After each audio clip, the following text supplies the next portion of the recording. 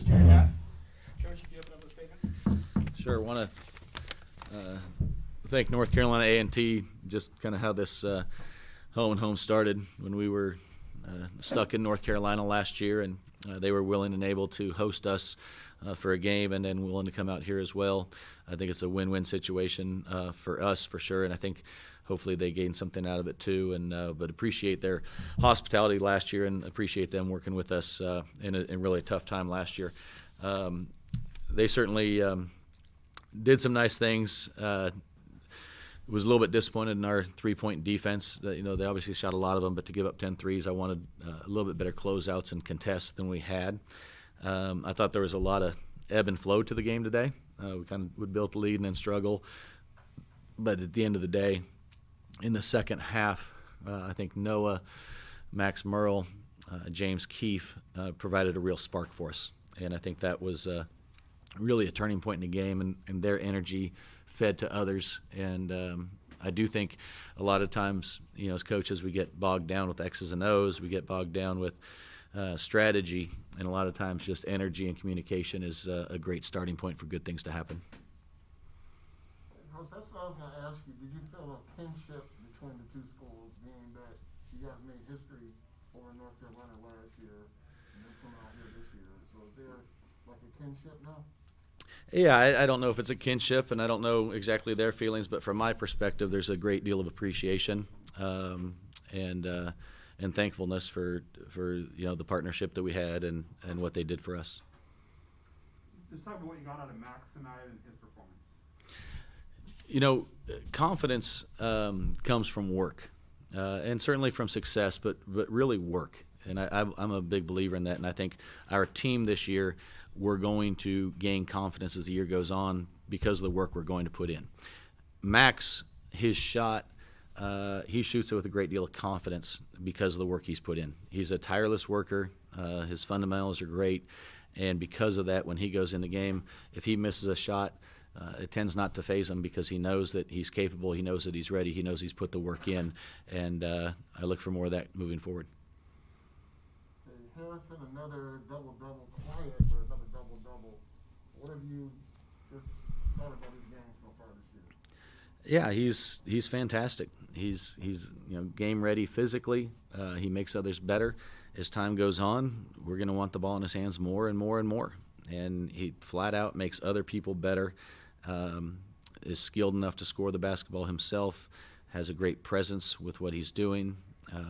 And he's off to a great start this year, knowing that he has room for improvement too, especially on the defensive end of the floor. And that's my job, is to coach him hard and see if we can help develop him even more. But he's off to a great start, and I feel very fortunate that he's with us. Same question, this time on James. He was in here as well. Just talk about the energy you got from him. Yeah, James was fantastic.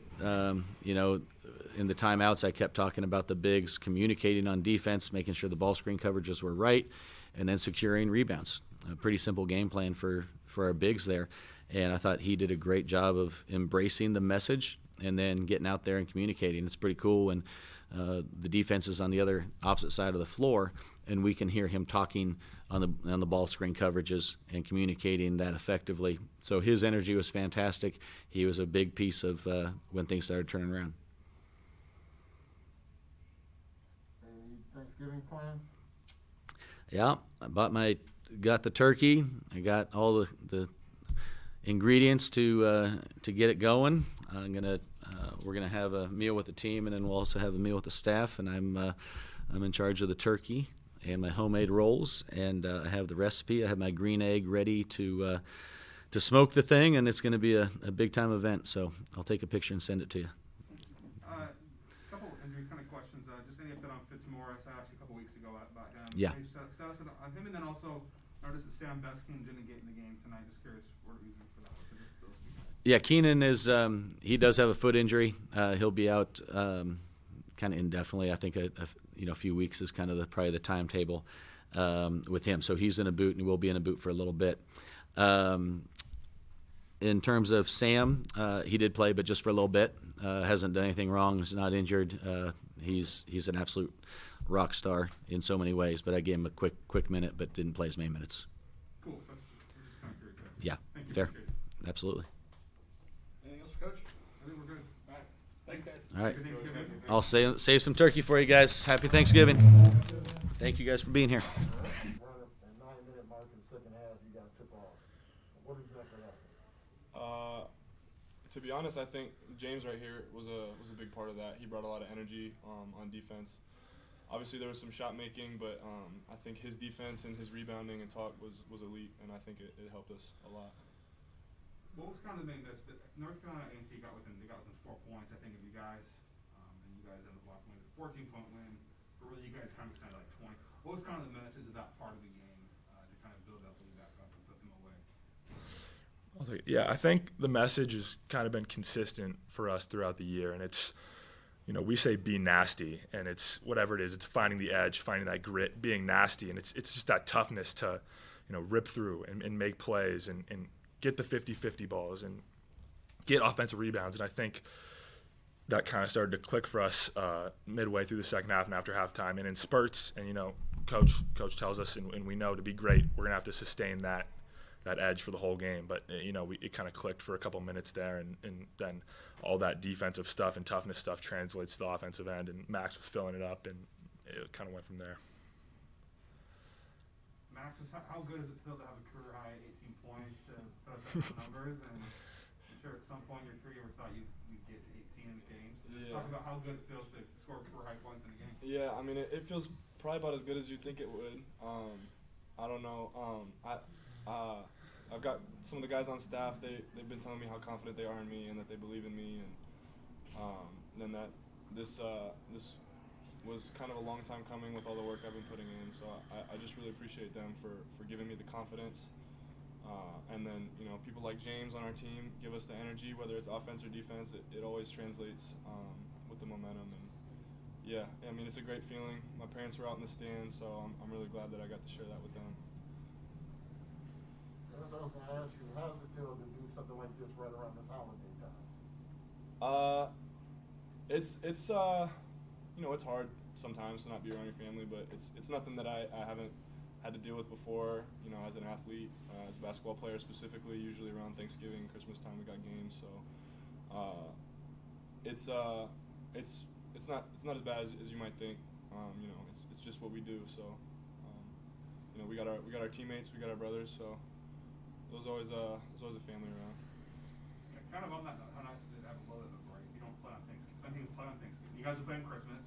You guys use that holiday for that. But you get a bit Thanksgiving, you get off, and a little bit of time before your next test, which is a Pac-12 game. How nice is it to get a little bit of a break before your next game and get some Thanksgiving time off at least a little bit? Yeah. I think that this spurt was 6 games in 14 days, which is a lot by any measure.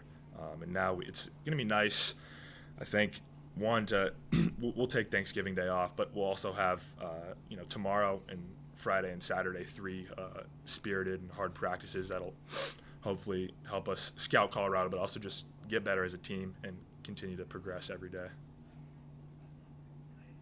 Awesome. Anything else for these guys? Yeah, last question, just on the Buffs, just in general. I mean, obviously, maybe you don't watch the tape yet, but just the challenges of maybe starting the Pac-12 play there to, tough road environment, plus the altitude. Just talking maybe the challenges that they pose up there. Yeah, I mean, we haven't really gone over the scout yet, but I think it's going to be the same messages that we've been having all year, just being nasty, playing hard, making sure we execute on offense, and make sure we know that, like, when we do get the scout, making sure we know it, and know your personnel and stuff like that. Can you define nasty for us? Yeah, James kind of talked about it a little bit. It's kind of that grit, just playing hard and playing hard on defense. We talk about with Maxime, who's from France.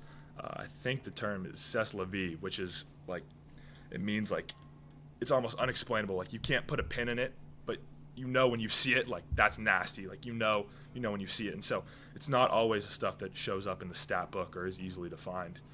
You just know when you see it. Yep. C'est la vie. Yeah. I think. I mean, Yeah. you got to ask Maxime. I He'll give you the proper pronunciation. Say la vie?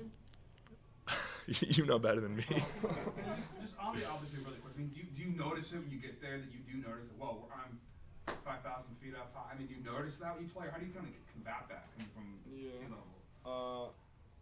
You notice it when you play, I think, but it's nothing that you can't deal with. It's just another level of toughness and fighting through something. Yeah, and I just add we train all spring and summer for road games at the Pac-12. It's nothing we haven't done before. I mean, last year, almost every game was a road game essentially in the Pac-12, playing out in Santa Cruz till the end of the year. And so altitude, road game, all these different factors. It's nothing new. We're going to go in and do our thing. Cool. Thanks, guys. Yep. Awesome. Thank Thank you. you.